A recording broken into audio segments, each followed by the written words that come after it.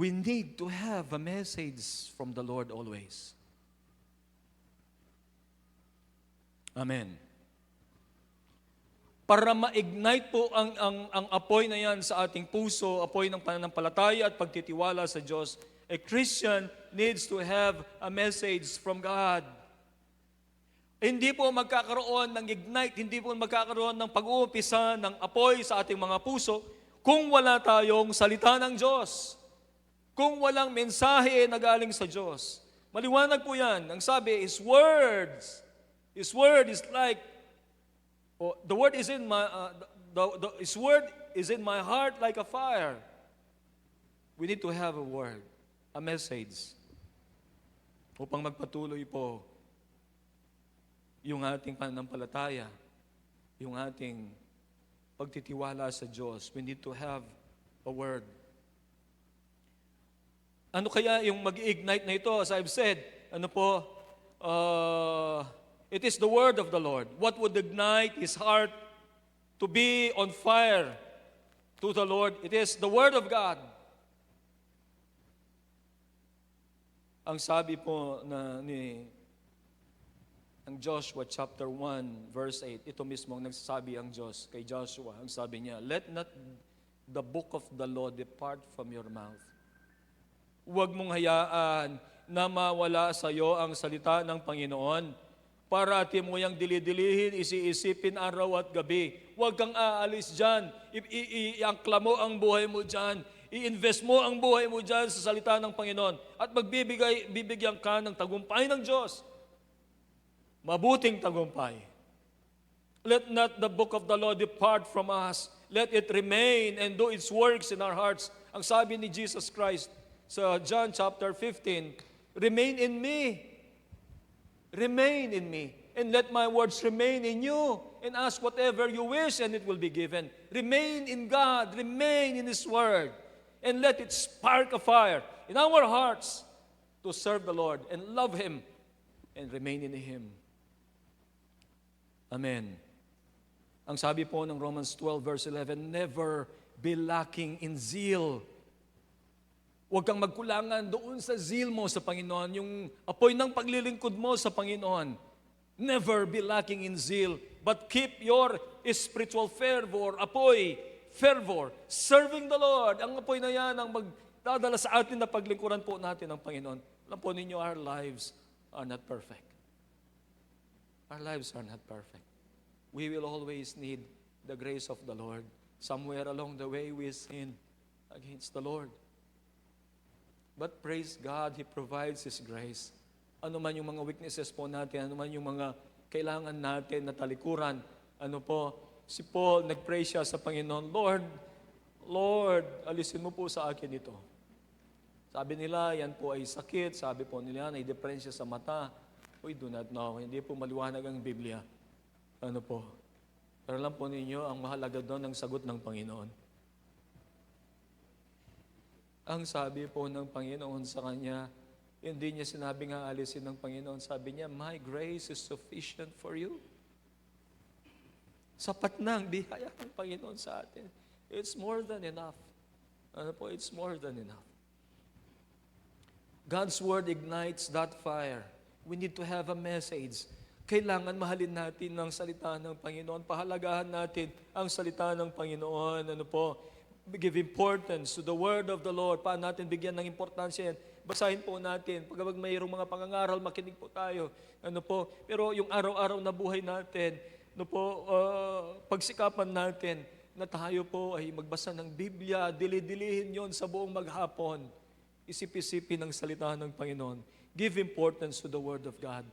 Nagpapakita yan na sa buhay natin ang Panginoon na siyang inuuna natin kapag tayo ay inuuna po natin, nagpapahalaga sa salita ng Diyos. Paniwalaan natin kung ano po ang dinideklara niyan patungkol po sa ating pananampalataya. Believe what it says. Kapag po alam na natin, pinaniniwalaan natin kung anong sinasabi nito. Apply. Apply what it says. Magkakaroon ng apoy sa ating puso na patuloy na tayong mananampalataya. Because the Word ignites fire in our hearts. Pangalawa po, the Holy Spirit sustains the fire. Si Jeremiah po ay ang sabi po nila, siya daw yung weeping prophet. Alam po ba ninyo, ang weeping prophet ay si Jesus din? Si Jeremiah, tingnan mo po ang kanyang libro ay, yun nga po, hindi siya pinapaniwalaan. Parang yung ministry ay walang success. But, success ba sa ministry ay nasusukat po doon sa pinaniwalaan ka ng mga tao? Or is it yung pinapagawa ng Panginoon ay ginawa natin? Sabi nga po, we live only for the audience of one. It doesn't matter what people think of me or think of us. What matters is what God will say to you. Kapag kaharap mo na siya. Hindi po ba? We can project ourselves to be good. We can project ourselves to be... Kung bang mayroong, anong tawag doon? Doon sa me. Pinapapogi ka, pinapaganda ka, kung yung sa ano. But in the end, what truly matters is who you are in the sight of God. Hindi po ba? Pwede natin i-project yung sarili natin na hindi tayo.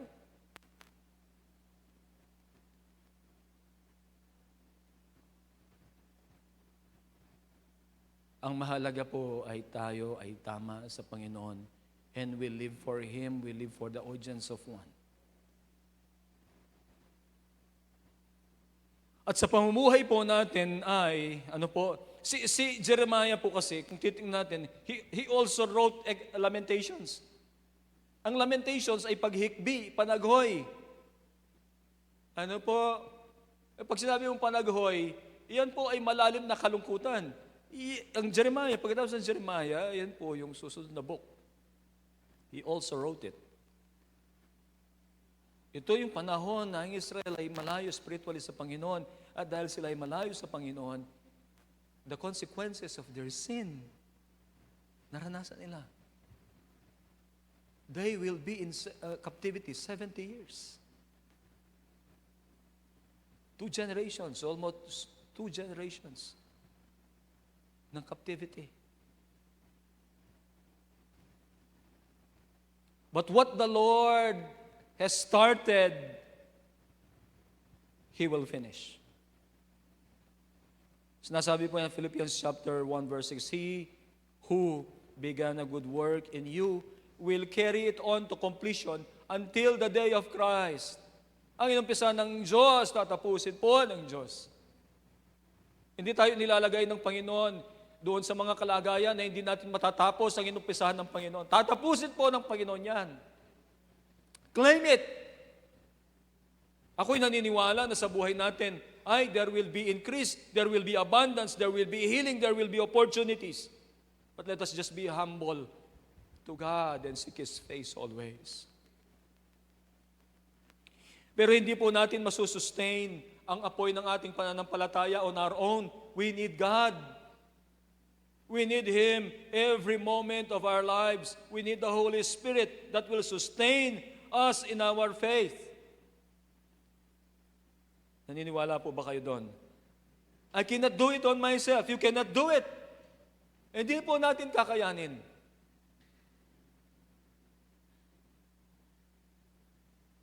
Kailangan na tayo ay there must be holy living sa buhay po natin, sa pamumuhay natin. It's a struggle. Hindi natin kayang mamuhay po ng mayroong kabanalan. There's always that, na along the way of our Christian life, Christian walk, sana wag nating sana mapagtagumpayan natin. Pero nandun po yung hatak ng mundo, nandun yung sinasabi po ni Paul na old self na dapat sana crucified na yan, pero parati it always presents itself. And sometimes we fail.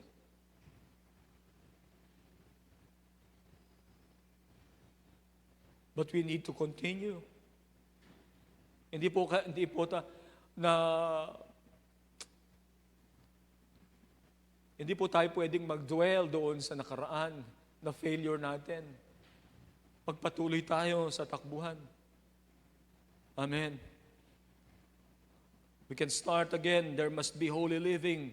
Ano po, pagsikapan natin at sa tulong ng Panginoon, sa biyaya ng Panginoon, we can live holy lives. We can live uncompromising lifestyle. Bilang mga mananampalataya o mananampalataya na tayo, hindi tayo dapat kagaya mamuhay ng mga hindi mananampalataya. Huwag nating i-compromise po yung faith natin.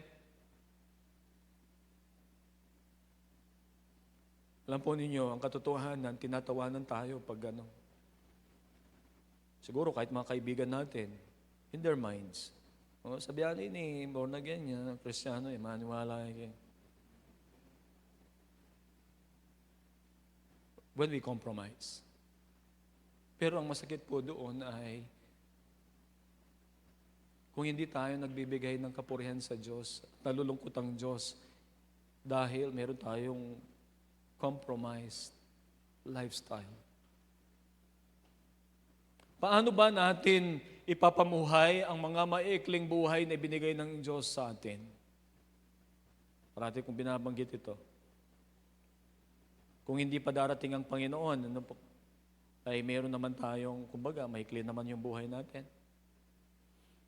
Kanina po sa opening prayer ay nabanggit po ang Israel. Merong gera sa Israel.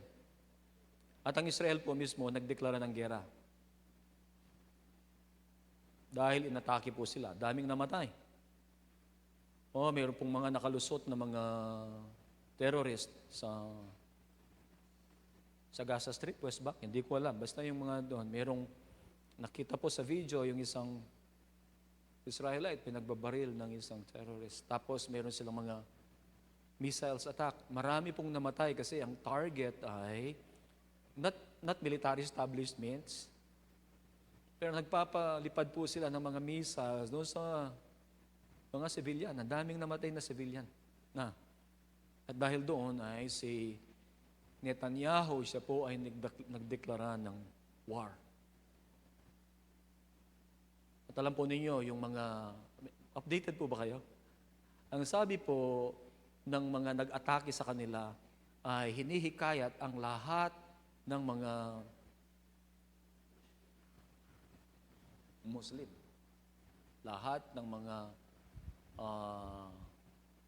Islamist na magkaisa sila doon po sa pag-atake sa Israel. At ang Israel po sa Middle East, siya lang ang hindi Islam, ang religion. What if that escalated? It's a war. Nagdeklara na nga po ang Israel Tingnan po ninyo mamaya sa news.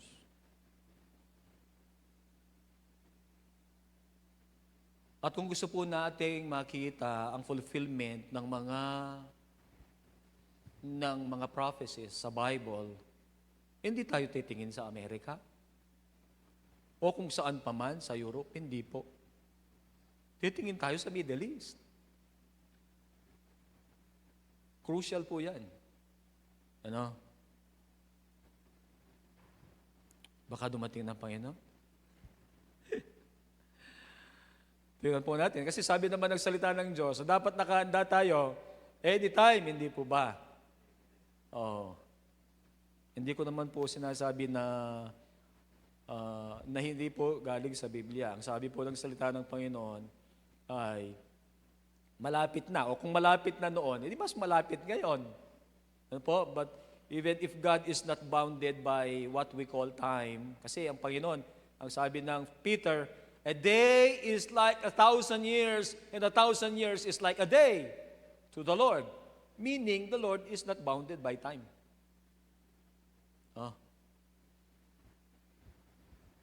Bakit ko po ba nasabi yun? Kasi, ang sinasabi po natin, how do we live our short lives on this earth.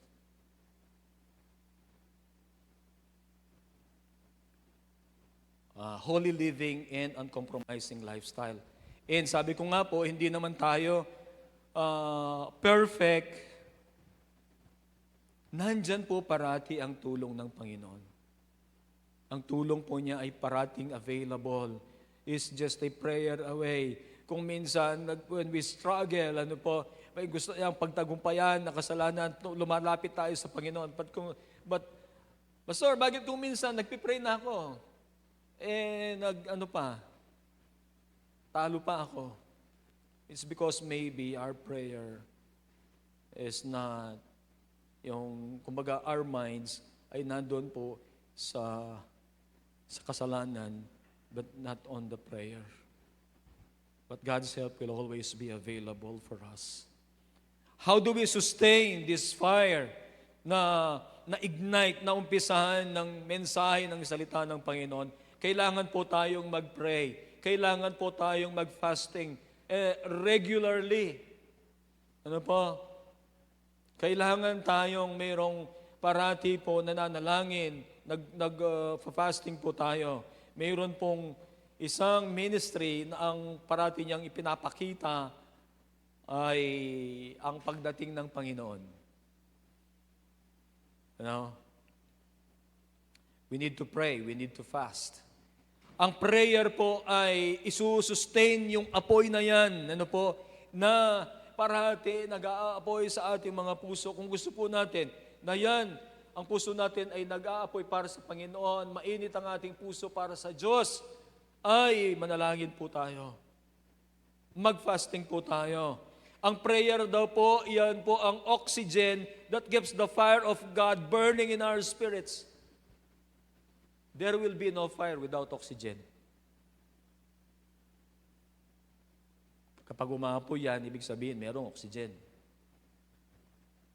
Tingnan mo, alisin mo yung oxygen, yung halimbawa, meron kang kandila dyan, takpan mo. Siyempre, mamamatay kasi walang oxygen. Ano po? The Holy Spirit sustains the fire. At paano po yan? Mag-pray po tayo. Mag-fasting tayo. Mamuhay na mayroong kabanalan at uncompromising lifestyle.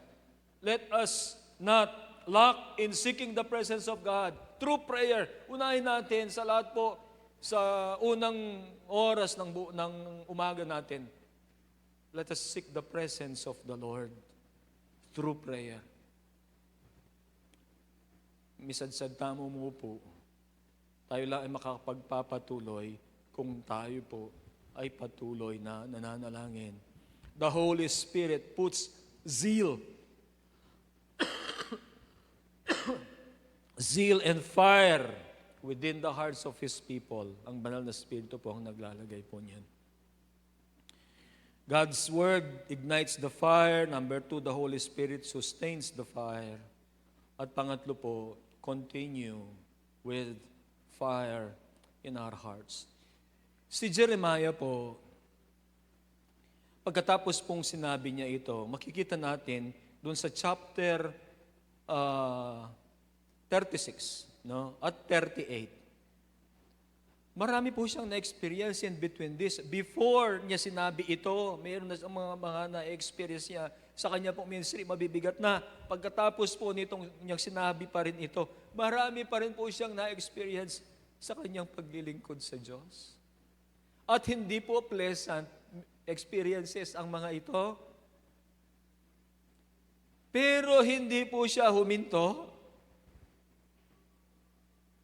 Hindi po naging dahilan, yung mga paghihirap po niya upang siya ay huminto sa paglilingkod sa Panginoon. Alam niya, tinawag siya ng Panginoon. Ang sabi ng Panginoon sa kanya, bago pa siya mag-ministry, bata pa siya, tinawag siya ng Panginoon. Sa Jeremiah chapter 1, verse 5, ito ang sinasabi ng Panginoon sa kanya. I'll be reading for verse 4 po. The word of the Lord came to me saying, before I formed you in the womb, I knew you. Before you were born, I set you apart. I appointed you as a prophet to the nations. Wala ka pa. before the foundations of the world, ang Diyos na existing na noon pa man, walang simula, walang wakas na Diyos, ay bago pa man yung kanyang creation, ay iniisip na si Jeremiah that he will be a prophet to the nations. Alam niyo po ba na kayo rin, ako rin, before the foundations of the world, iniisip na ng Diyos ikaw. Ang sabi niya, I appointed you as a prophet to the nations. Ang sabi po ni Jeremiah, Allah, sovereign Lord, I said, I do not know how to speak. I am too young. He's a teenager maybe. Hindi po niya sinabing, I am young. Ang sinabi niya, I am too young. Masyado po akong bata. Maybe in his early teens. Kung i-describe natin yung too young. But he was called already. Pero bakit siya masustain? Bakit niya masusustain ang tawag ng Panginoon? Tingnan po natin yung conversation nila ng Diyos. But the Lord said to me, do not say, I am too young. You must go to everyone I send you to and say whatever I command you. Do not be afraid of them, for I am with you and will rescue you, declares the Lord. Hindi po ba sinabi din ng Diyos ito kay Joshua? When he was about to embark on a call of God to conquer the promised land. Parati ito ang sinasabi ng Panginoon doon sa kanyang mga anak na tinatawag niya. Sa atin, tayong lahat ay mayroong tawag sa Panginoon. Ang sabi ng Panginoon sa atin, do not be afraid of them, for I am with you and I will rescue you, declares the Lord. Then the Lord reached out his hand and touched my mouth and said to me, I put my words in your mouth. See, today I appoint you over nations and kingdoms to uproot and tear down, to destroy and overthrow, to build and to plant. Binigay ng Diyos ang authority ito kay Jeremiah.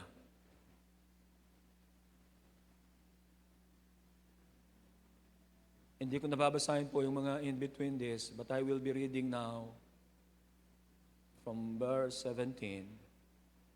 Get yourself ready. Stand up and say to them whatever I command you. Whole nation, pati po mga hari, yung mga ministers ng hari, pati mga propeta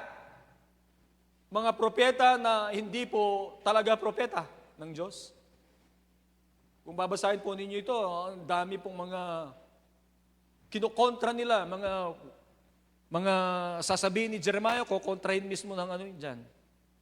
But the word of the Lord will always prevail. Marahil tinatawanan, siya alam niya, galing sa Diyos Itong mga to. Gusto lang sabi, parang sa politika, parang sasabihin lang niya to win the favor of the king. But whose word will prevail? In the end, it will be the word of the Lord. Ang sabi po ng Diyos, get yourself ready, stand up, and say to them, whatever I command you, do not be terrified by them, or I will terrify you before them. Today I have made you a fortified city, an iron pillar and a bronze wall to stand against the whole land, against the kings of Judah, its officials, its priests, and the people of the land. Siya lang mag-iisa dyan. Pero kasama niya ang Diyos. Sabi ko nga po, we only live for the audience of one. And you and God, you are the majority. It doesn't matter kung saan nakaside sila, basta ikaw side ka ng Panginoon.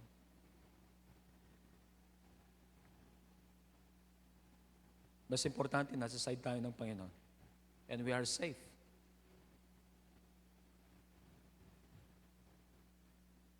Buong bayan po ito. They will fight against you, 19. but will not overcome you.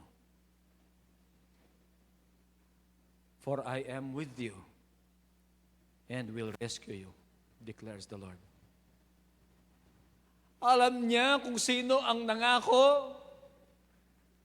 Mayroon siyang pinanghawakan salita ng Diyos na sa kanyang paglalakad, sa kanyang ministry, sa kanyang pagiging propeta, lingkod ng Diyos, walang ma-overcome.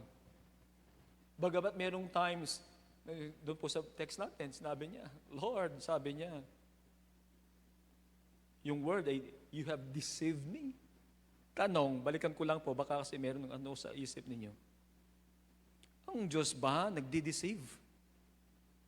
Bakit sinasabi ni Jeremiah yan? Lord, you deceived me, ang sabi niya.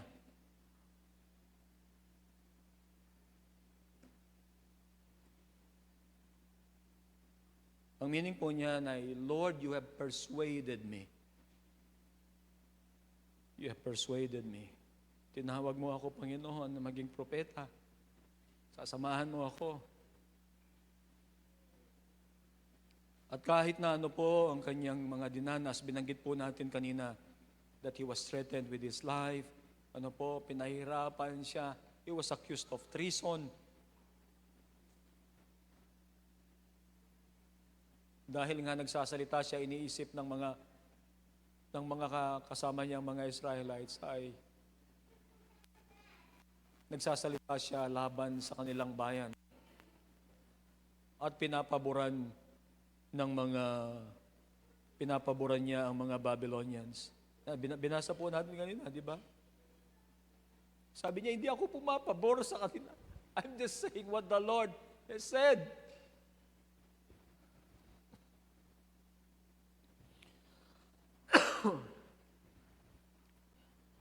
Ang makikita po natin dyan kay Jeremiah, he kept the word of God in his heart.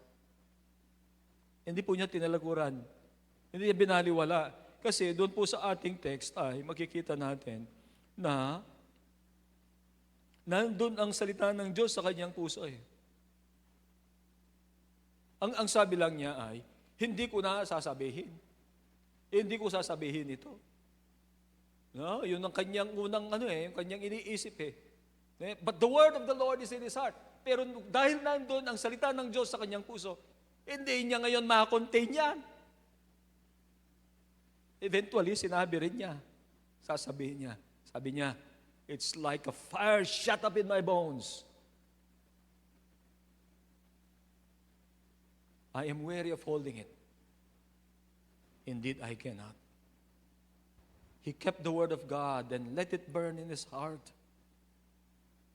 Even doon po sa mga panahon na nakakaranas siya ng indescribable trials.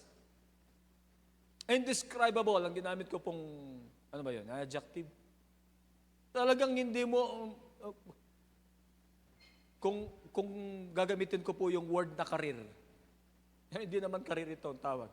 Pero doon sa duration ng kanyang pagkatawag sa Panginoon, yung pong buong yon, naku, walang naniwala sa kanya. Until maranasan po ng Israel yung 70 years captivity.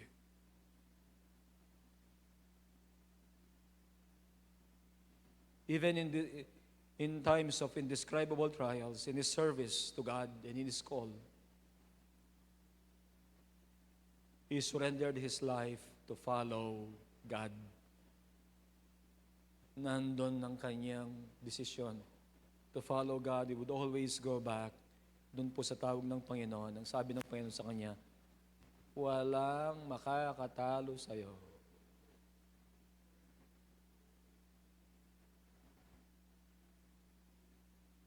He was threatened, he was put into a muddy cistern, he was imprisoned, but nothing could deaden the fire inside him. Nandun ang salita ng Diyos sa kanyang puso. Ang apoy ng pag-ibig sa Diyos, ang apoy ng paglilingkod sa Diyos. Nawa ito yung maging laman ng puso natin for the long haul of our call. Mahaba po ang takbuhin natin. your lifetime, yun yung takbuhin natin. Ganon kahaba ang takbuhan. When we have decided to put our faith in Jesus Christ, mag-umpisa na po yung takbuhan natin. May our love for God. At yun po ay nakabase because we have experienced His love. This fire of love and service to God. Yan po ang magsusustain sa atin doon po sa mahabang takbuhan ng journey natin bilang mga mananampalataya ng Diyos. Jeremiah was called to be a prophet.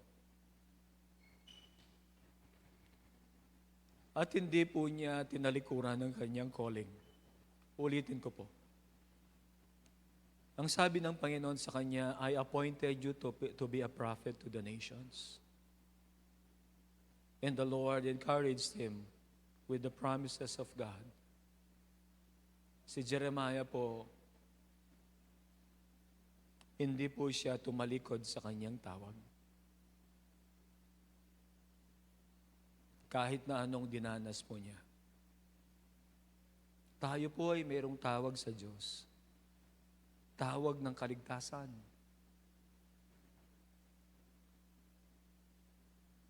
Tinatawag tayo ng Diyos na magpatuloy sa kaligtasang ito.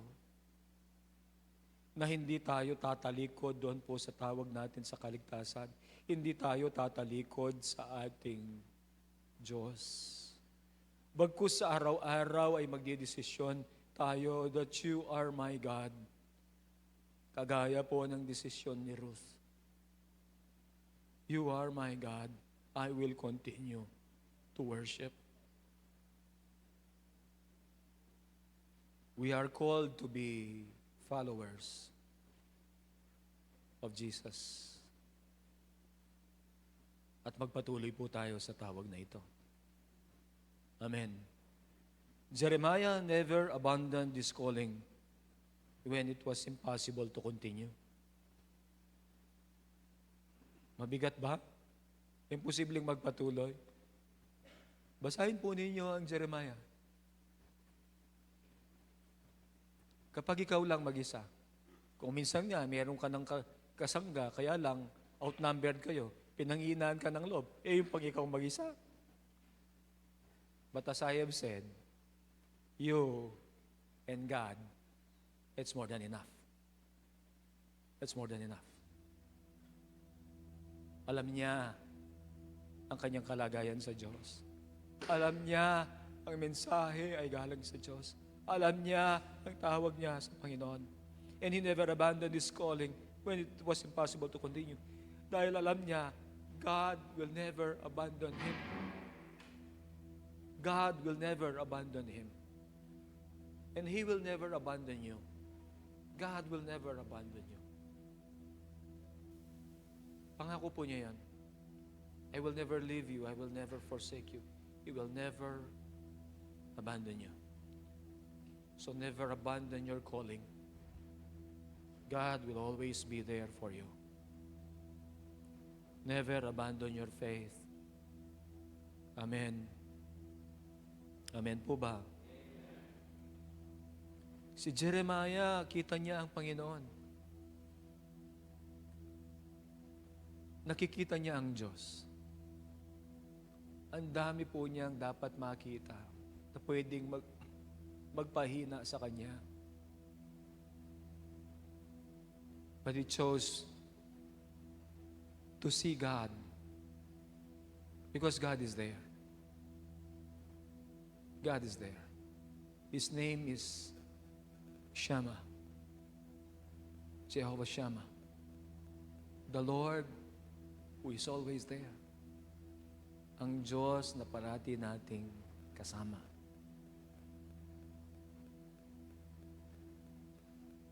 Nakikita niya ang Panginoon. I mean, alam niya ang reality ng Diyos. He sees God. He sees the God who called him. At alam niya ang Diyos na ito, nangako sa kanya, hindi siya matitinag. Ang sabi niya, ang buong bayan, ano po? Balikan po natin yan.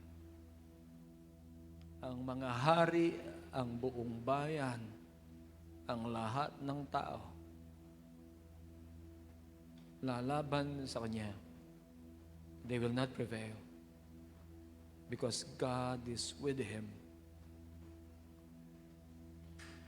God is with him. They will fight against you, but will not overcome you. For I am with you, and I will rescue you. Alam niya kung sino ang nangako sa kanya. Parang yung sinasabi ni Paul, I know whom I have believed, and I'm convinced na ang Panginoon, itutuloy niya. Tutulungan niya ako hanggang dulo.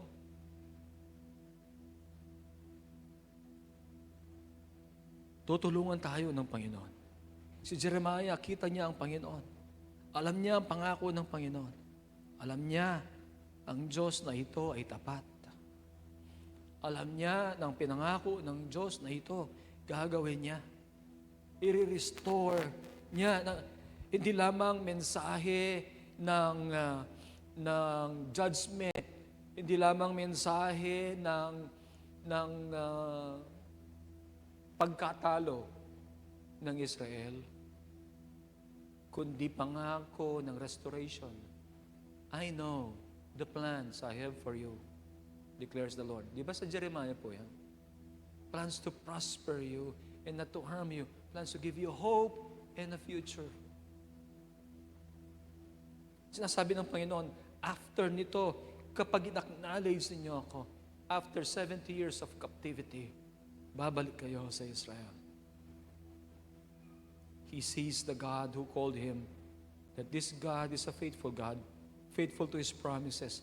And there are promises of restoration, and God promised good things in the future.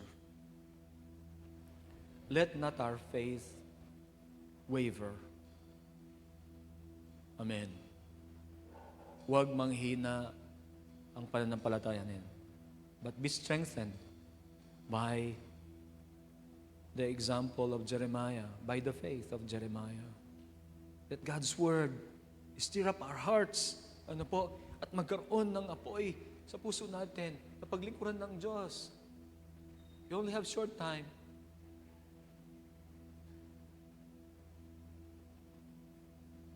Each day is a privilege from the Lord to serve Him. Each day. Love Him. Serve Him. The Lord will sustain us. The Lord will sustain us as we continue in our faithful service and love for God. Amen. Tayo po ay tumayo. Hallelujah! 'Cause your fire burns within me, burn within me with your fire. Lift up your eyes. Lift up your eyes to see the glory of the Lord is on the earth. Arise, arise. Lift up your eyes to see the glory of the Lord is on the earth. Arise, arise, arise. Lift up your eyes to see the glory of the Lord is on the earth. Arise.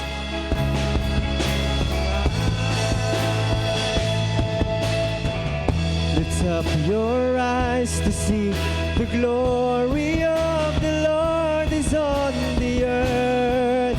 Arise, arise. Your fire, your fire burns within me, burn within me with your fire, your fire, your fire.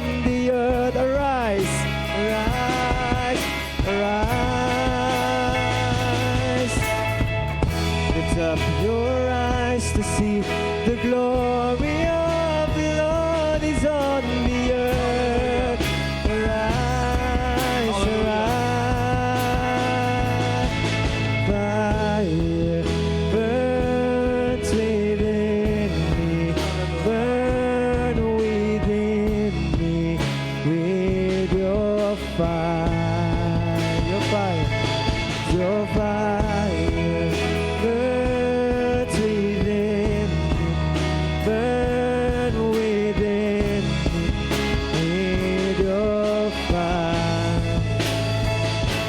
Your fire burns within me, burn within me with your fire. Your fire Hallelujah. burns within me, burn within me with your fire. Yes, Lord. Naranasan namin, Panginoon, ang apoy ng banal na Espiritu, ang kapangyarihan ng iyong salita, Panginoon, sa aming puso, na nandoon ang iyong salita, at kagaya po ni Jeremiah, Panginoon, ay hindi namin ma-contain, Panginoon, ang apoy na ito. It's like a fire in our bones, Lord. We pray, Lord, lead us through the Holy Spirit, na Panginoon, hindi namin ma-contain, Panginoon, ang apoy na ito na nanggagaling sa salita ng Diyos, at kami ay magsasabi, Panginoon, ng iyong kabutihan, ng iyong pag-ibig, ng iyong pagliligtas, Panginoon. Hallelujah. Hallelujah. Gamitin mo ang buhay namin, Panginoon, para ang pag-ibig ng Diyos ay maibahagi namin.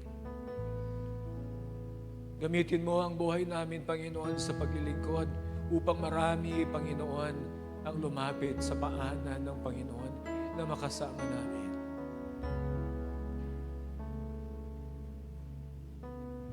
Heal our lives, Lord.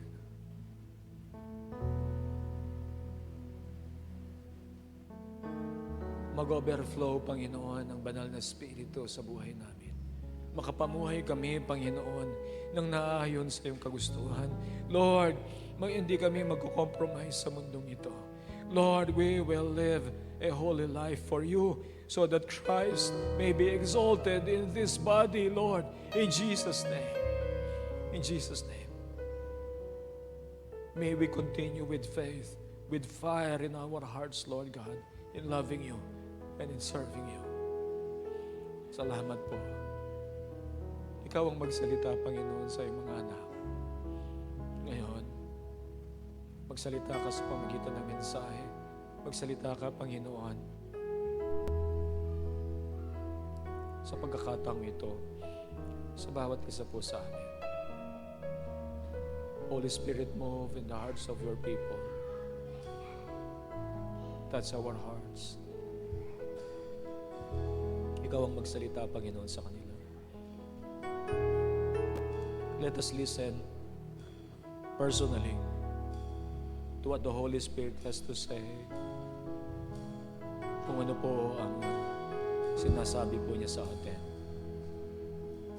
Listen to the Holy Spirit in your heart.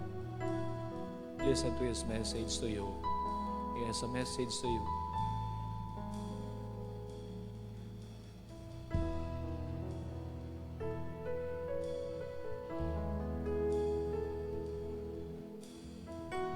Marahil ay tinatawag ka ng Panginoon upang mamuhay na mayroong kabanalan. Mamuhay na hindi nagko-compromise. Mamuhay na ipakita mo ang pag-ibig mo sa Diyos.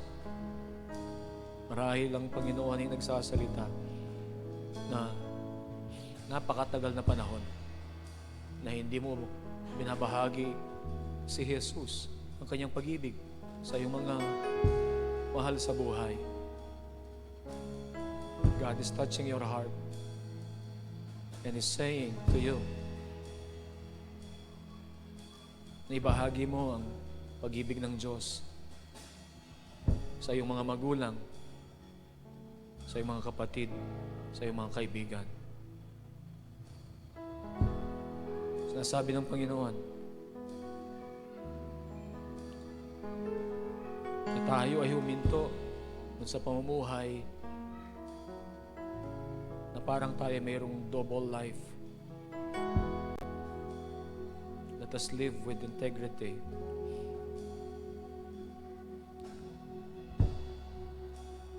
Tinatawag tayo ng Panginoon sa Kanya. In Him, we will find peace. Hindi kailangan na mag-project tayo na hindi tayo. Let us live for God. Let us live for God. Tinatawag tayo ng Diyos na mamuhay tayo para sa Kanya. Hallelujah. Praise God. Salamat po, Panginoon. O Diyos, ang iyong pong mga anak na naririto, pagpalain mo po sila, maranasan ang biyaya ng Panginoong Jesus, ang pag-ibig ng Ama, at ang pakikiisa ng banal na Espiritu. Amen. Amen. Amen. Hallelujah. Lift up your